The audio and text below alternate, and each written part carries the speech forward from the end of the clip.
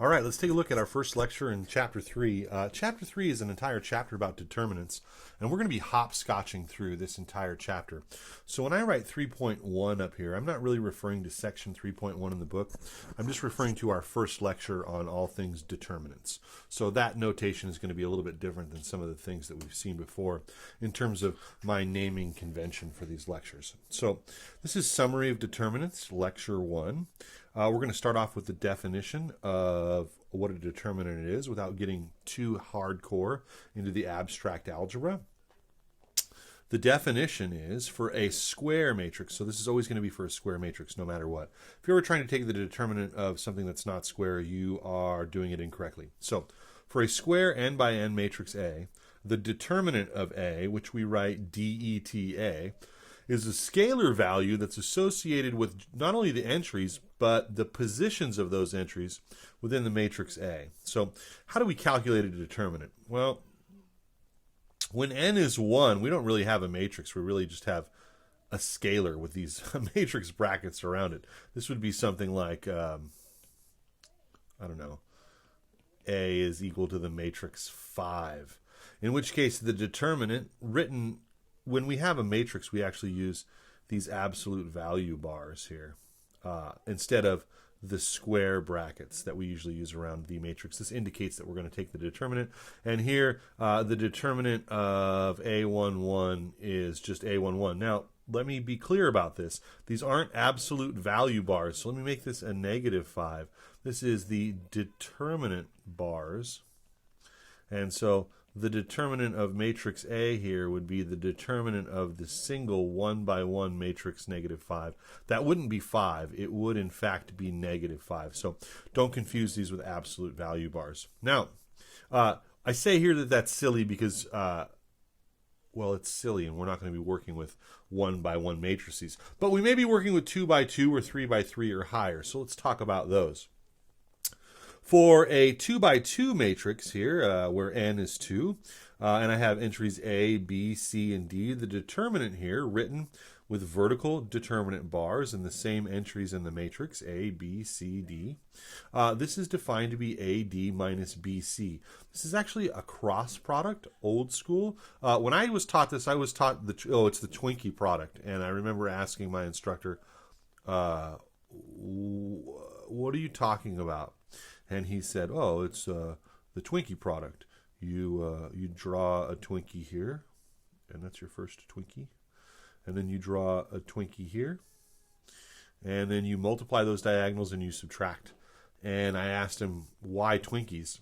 And he said, I don't know, that's just how you do it. And no one ever taught me for a long time what a determinant actually was. They just said, this is how you do it. And I will teach you what a determinant is in the next video. So right now, we're dumbing it down a little bit, and this is just how you calculate it. The Twinkie product for a 2 by 2, or a simple cross product. Now, as far as the Twinkie product goes, I got to say, I'm actually a Chocodile man myself. But what are you going to do? For a 3 by 3, it gets quite a bit more complicated. For n equals 3 by 3, we have A, B, C, D, E, F, G, H, I, 9 different entries. And the determinant is this monster result right here. And I would implore you to not memorize this. Do not memorize this. Although you could if you wanted to. So let's talk about where this monster expression came from. It's actually a different combination of all the permutations of the different letters we have in each one of these columns. So I want to talk about how to do this in general for when n is 3 or n is greater than or equal to 3. So I'm going to do a 3 by 3 example, and then I'm going to do a 4 by 4 example, and hopefully you will get the gist of it after that. So let's get started here. Here I have matrix A is equal to the top row is 1, 1, 2, the middle row is 3, 0, 5. The bottom row is 2, negative 1, 2, and we're going to find the determinant of A. Now, we're going to find the determinant of A. So let's see. This is called cofactor expansion. And what you're going to do is you're going to pick a row or a column. It doesn't matter which. So pick any row or column. So I will pick maybe the middle row. So, and there's a reason I'm picking the middle row, actually, and I'll tell you what that is in a minute. Now, once you pick that middle row, those are what are called these are your cofactors, is what those are called, cofactors. Now, if you pick a column or a different row, you'd have different cofactors. Here, my cofactors are 3, 0, and 5. Now, anytime you're doing a determinant, you have to make what's called a plus-minus checkerboard. So, make a plus-minus checkerboard. And the reason we're doing this is a bit obscure for the regular student who's not super hardcore into mathematics, but it's got a lot to do with permutations, combinations, and odd and even transpositions of rows and columns that I don't really want to get into in this video. But what do I mean by a plus-minus checkerboard? I mean, you're going to make a matrix of the same dimension. This is 3 by 3. So I'm going to make one that's 3 by 3 here. And I'm going to start with a plus sign always in the upper left corner. And then from there, I'm going to alternate.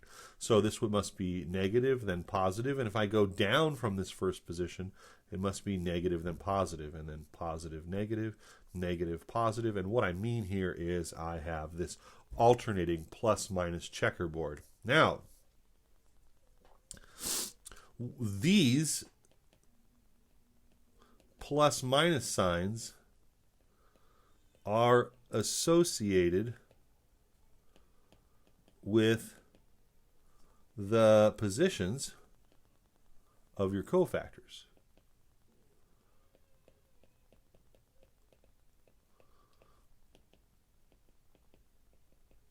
So what do I mean by that? Well, I mean, since here we chose the middle row, we have to choose the middle row on our plus-minus checkerboard. So these are directly connected, and then my cofactors change. That is to say, my cofactors are no longer 3, 0, and 5. They are negative 3, positive 0, however you want to interpret that, and then negative 5. So once I have my cofactors, I then am able to expand or use cofactor expansion and expand this determinant into something that's easier to calculate. And so this is going to be the following. What we do is we take our cofactors. Let's see. Determinant A is the determinant of 1, 1, 2, 3, 0, 5, 2, negative 1, 2. You'll note that I didn't put plus, minus, plus checkerboard signs in there. I'm leaving those signs the same. And you'll also notice, that I no longer have these square brackets here. I don't have these square brackets here. I have determinant bars. Determinant bars. And these are square brackets for the matrix. Okay, so we've chosen our row. We've chosen our checkerboard row to correspond to that, and we have the following cofactors. We have a negative 3, and since this was a 3 by 3, this is now going to be multiplied by what's called a minor determinant, a minor one dimension lower 2 by 2. I'm going to run out of room here. Let me move this over. And then plus our next cofactor, which is a cofactor of 0, and that's going to be multiplied by a minor 2 by 2, and then finally minus 5 times its minor determinant, which is also 2 by 2.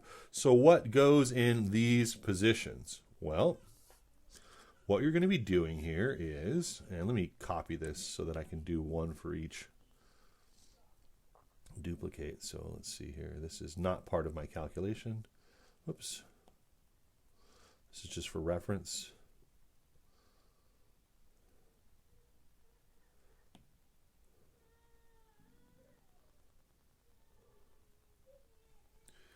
So let me clean this up a little bit.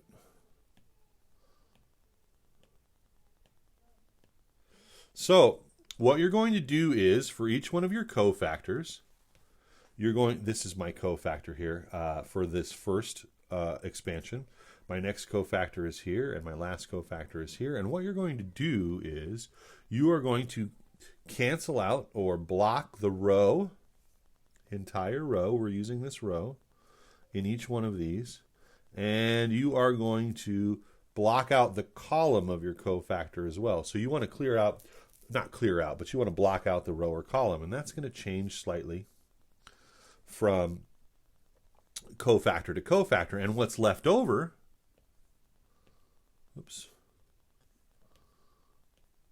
what's left over here are going to be the entries in your minor. So this one is going to be -3, and if I cross out the row and column containing 3, I'm left with a 1, a 2, a -1, and a 2. Next, I will be left with 1, 2, 2, 2, and then finally 1, 1, 2, -1. And these are the corresponding minor 2x2s that go along with each cofactor. Now, I can simply calculate a series of 2x2s. So let's see here. We then perform the following. Let's see, we made a plus or minus checkerboard. These were associated with the cofactors, and now what we are doing is we are multiplying each cofactor by its minor determinant. That's the step that we just did. And that turns out to be -3 times a Twinkie product. So let's see here. This first one is going to be 1 times 2 minus -1 times 2. So this is 1 times 2 minus -1 times 2. Plus 0 times, now actually this is the reason why I chose this middle row right here. I chose this middle row because it has a 0 in it. In the future we're going to want to choose rows or columns that have the most number of zeros, because if we can get a 0 as a cofactor, it's going to limit the number of calculations we need to do. And so I'm going to do it this one time, but whatever I get here is times 0, and it's really irrelevant. This is the Twinkie product 1 times 2 minus 2 times 2 as I multiply the main diagonal, the anti-diagonal, and I subtract, right? There's my Twinkie product. And then finally, minus 5 times 1 times -1 minus 2 times 1. And this will give me -3 times 4 plus 0. There's no need to do that calculation. Minus 5 times -3, which is -12 plus 15, which is 3. And so you can see I've ended up with a scalar value from all of this. And the question is, what does this mean for A? And the answer to that is in the next video. Right now we're just doing mechanics and how to. So I'd like to take a look at a 4x4 really quick and run through the motions here. Here we go. I have this gigantic 4x4. You can really spend a lot of time doing this if you are not clever about choosing your rows or columns. So find the determinant of A using cofactor expansion, which was that previous technique. Now, here's the deal. In the previous example, I started with a 3x3 and it gave me 3 2x2s.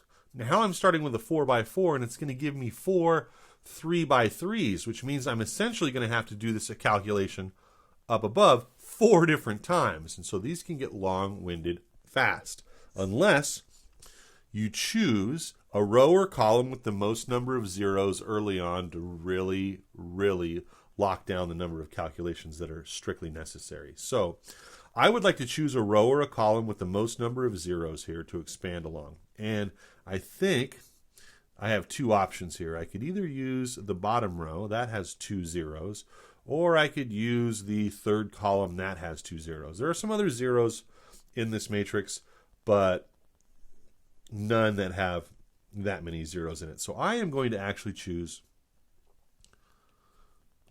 a column this time. So I'm going to expand down that column. So here we go. I'm going to expand along the third column. So what am I going to need first? I'm going to need my plus minus checkerboard. This is plus minus plus minus minus plus minus plus plus minus plus minus minus plus minus plus. I am choosing the third column, and so my cofactors are going to be a positive negative 5, a negative 0, a positive 2, and another negative 0. And so determinant A, which is equal to the determinant of 1, 0, negative 5, 2, 3, 1, 0, negative 2, 1, 1, 2, 0, and 0, 1, 0, 3 is equal to a positive negative 5 times a 3 by 3 minor determinant. Now, these plus minus checkers board signs, this is only for the cofactors. I am not going to change any other value here. And so let's see. As per our last instructions, we are using negative 5. This is the row containing negative 5. This is the column containing negative 5. And therefore, I'm not going to use any of those values in my minor determinant. And they appear in the order 3, 1, negative 2, 0, 1, 1, 0, and 0, 1, 3.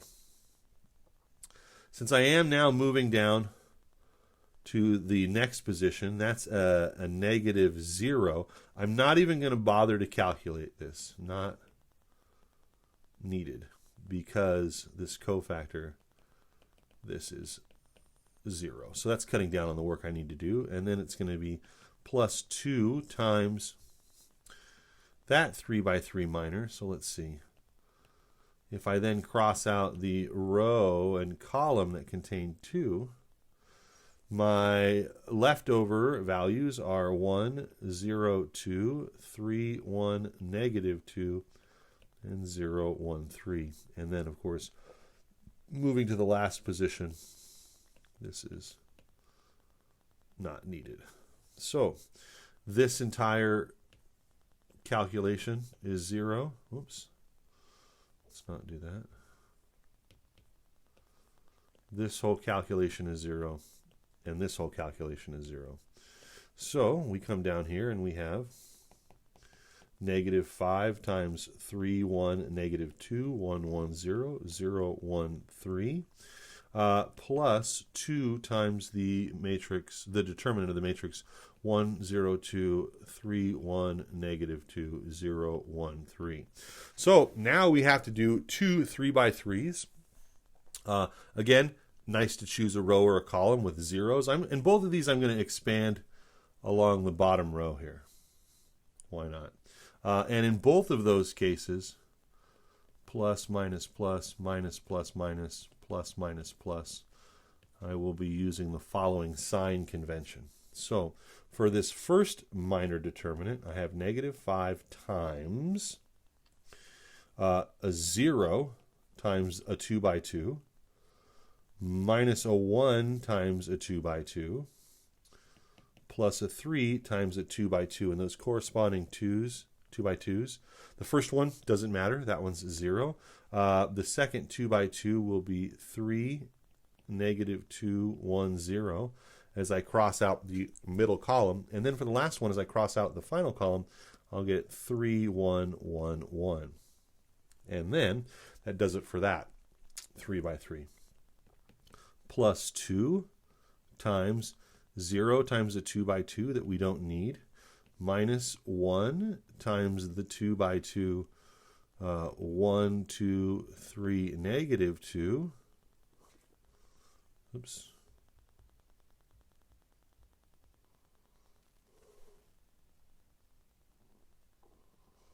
Sorry, I want to use vertical bars there. The determinant 1, to